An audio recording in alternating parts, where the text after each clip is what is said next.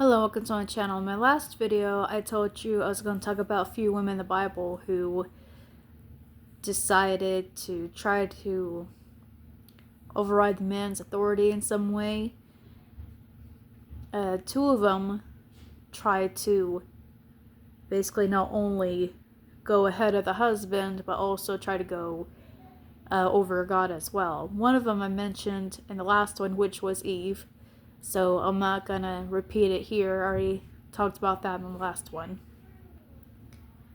This one, I'm gonna more so talk about Sarah and Jezebel. Now, before you get confused with Sarah,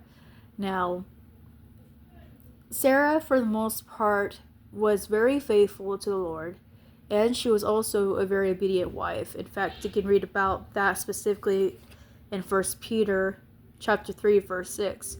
But there's one time where she did, though, try to force things to happen her way. She tried to take things into her own hands. And that's where she, made one of her mistakes, so to speak. She's human. She's not going to do everything correctly. But in doing this, though, in doing what she did, she caused more problems for herself and for her descendants than what she thought. Basically, if you read in Genesis chapter 16 and 21, basically what goes on here is that Sarah allowed her impatience to get the best of her. She's trying to force God's promise of having many descendants by telling Abraham to lay with her handmaid Hagar. Her idea was that she could adopt Hagar's son as her own, and through him would have been fulfilling the promise of, God's promise to them of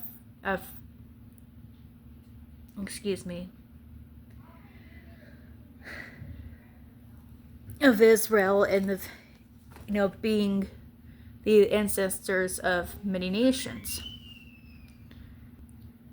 Well, things didn't go according to how she planned. Soon after Hagar became pregnant with Ishmael, she basically had no more respect or not much regard for Sarah anymore.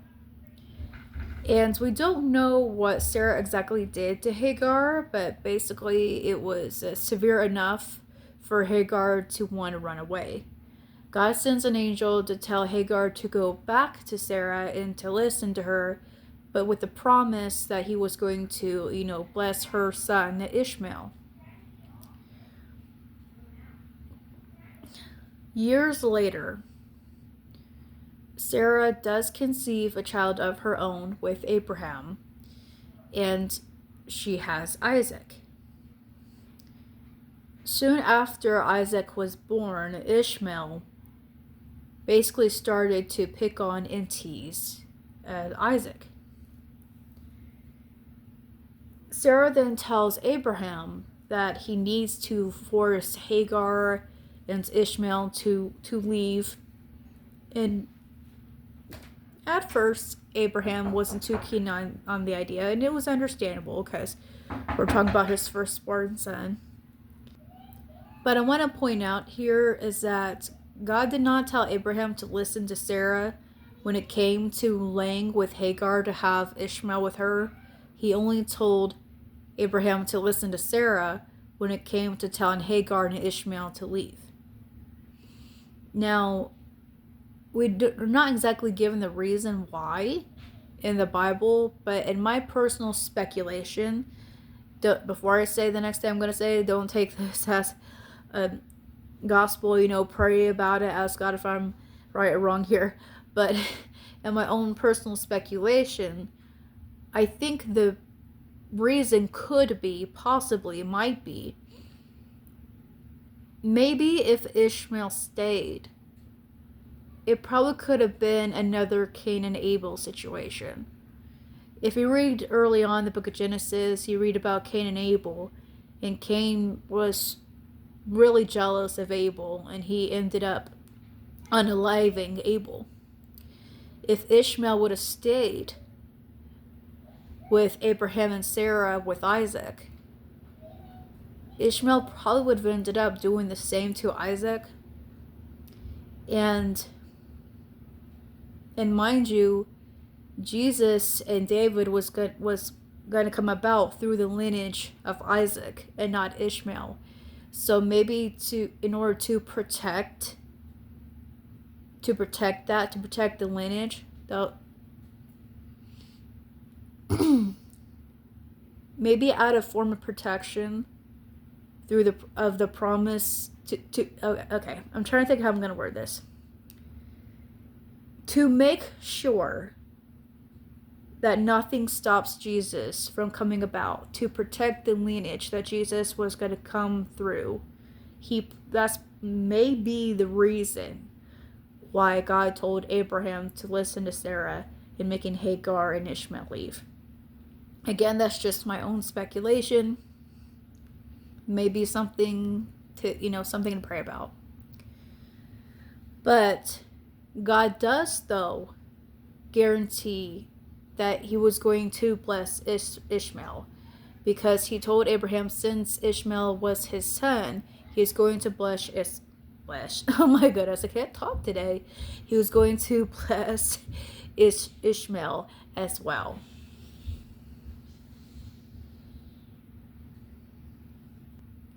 But the thing is, if Sarah never had Abraham lay with Hagar in the first place, this wouldn't have been an issue. There wouldn't have to be a worry of problems coming about between Ishmael and Isaac if Sarah never told Abraham to try to lay with Hagar to have a child in the first place. And it also goes farther than this, because the descendants of Ishmael and Isaac are still at odds with each other. And so much so that, they're constantly at war. And that is one other reason why I personally think that maybe God told Abraham to make Ishmael leave, was to protect Isaac and his lineage.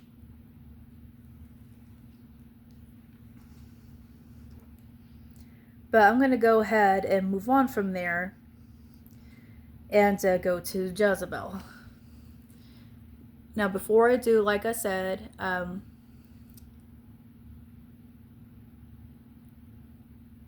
Sarah, in trying to force things to happen and try to make things happen, try to take things in her own hands, she just caused problems within her own household and her home in her own lineage. Instead of just trusting in the Lord. Sometimes when we do things, when we try to force God's will to be fulfilled, to force his promises to come about, we make more of a mess of things than anything. But on Abraham's part, he should have, though, told Sarah no. Instead of listening to her and laying with Hagar in the first place, he should have just told her, no, we're not going to do this. We're going to trust in God. He's going to give us this child that he's promised. And yes, it's going to be with you, Sarah. We just need to be patient. But, she's human. She made mistakes. And honestly, if I was in Sarah's position, I can't say that I wouldn't have become impatient either. But I want to go ahead and move on to Jezebel. And Jezebel was 10 times far more. What Jezebel did was 10 times far more terrible. Far more terrible than what Sarah ever did. Terrible. I actually like that. But anyway. You know what? For those ladies who like to name themselves after Jezebel, maybe we should call them Terabels. I'm sorry. But anyway. Okay. to follow along with what I'm about to tell you with Jezebel, Terabel, and Abraham. I'm sorry. That makes the names. Ahab. I'm sorry. Let me get my thoughts together. Ahab and Jezebel. You can go to 1 Kings, starting at chapter 16 through 22, and 2 Kings, chapter 8 to 9. And there's even a reference about Jezebel in a negative way, and rightly so, in the book of Revelation, chapter 2, verses 20. Or I should say, verse 20. Oh my goodness, I can't talk today. I gotta constantly grammar check myself, I swear. But anyway, how this story goes. Ahab is the king of Israel at this point, and he's by far the worst of kings of Israel. Because not only was he the most wicked, but also, in my personal opinion, he was also the weakest.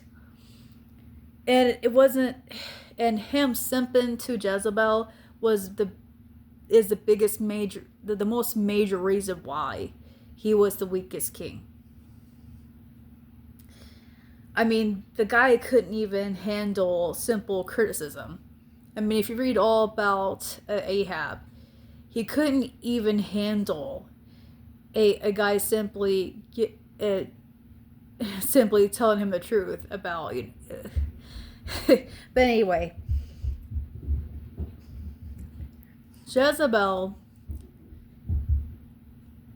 caused a whole lot of chaos for Israel because of her wickedness and things that she done, and worshiping Baal and killing God's prophets. God cursed the land of Israel and withheld rain for at least 3 years. It wasn't until Elijah gave word and prayed for rain to come back, it did not rain for 3 years. So there was a serious drought for a long time.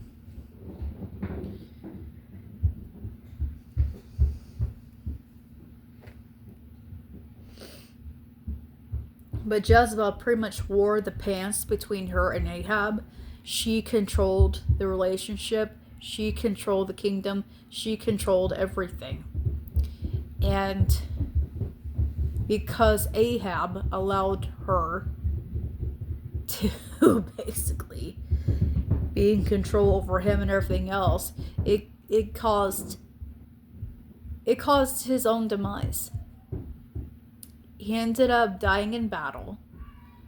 But before all that came about, he was cursed by God to die in such a way. And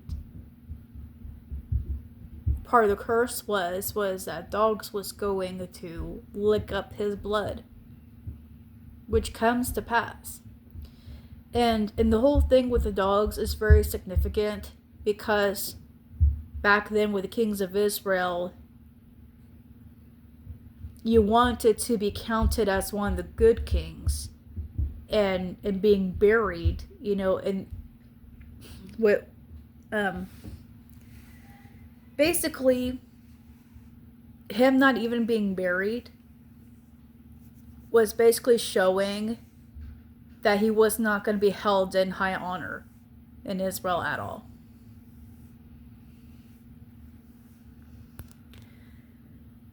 But with Jezebel, basically what was the end of her story here?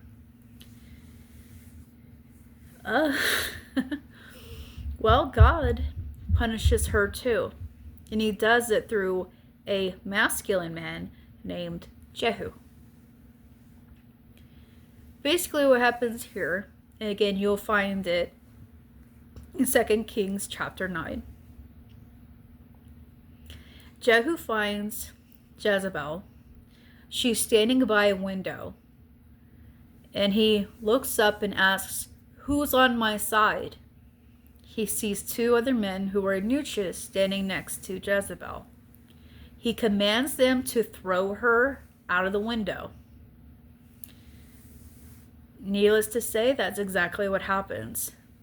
Now, Jezebel was cursed as well by God, and the part of the curse for her is that she not only would she also not be married, but the dogs would eat up almost every part of her.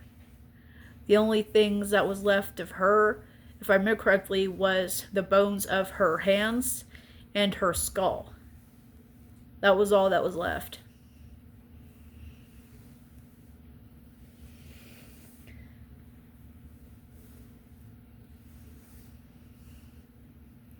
But because she decided to try to override the authority of her husband and try to override God, she brought chaos over the entire nation of Israel and also brought up her own demise at the end.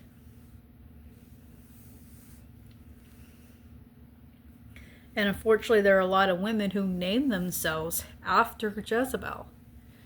They unfortunately look at Jezebel with high praise, even though she was a very wicked woman. She had innocent men killed, or I should say, unalived. She persecuted anybody that went up against her. She just wanted to destroy full force. She caused Israel to starve. She caused Israel to go without water. She took away the prosperity of Israel. She took away the dignity of Israel. And Ahab let it all happen. And yeah, Ahab was just as much to blame as Jezebel. And besides the fact he sent for her, if you read on the whole story with Ahab, there was a situation where he wanted a small piece of land from this farmer. And basically the farmer tells him no, because this is my inheritance and I'm not giving it up. Ahab cries to Jezebel like a freaking baby. Picture it as a toddler throwing a temper tantrum. That's how I imagine Ahab in this situation. He is weeping, crying to Jezebel like he's crying to mommy. Oh, this guy didn't give me what I wanted. Wah!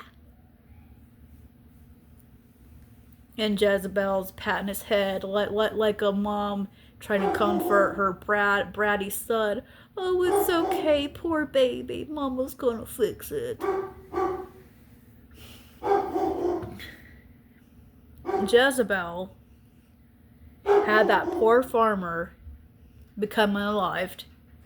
She hired some men to falsely accuse him of things he didn't do, which caused Israel to stone him. Actually, after that was when God cursed Ahab.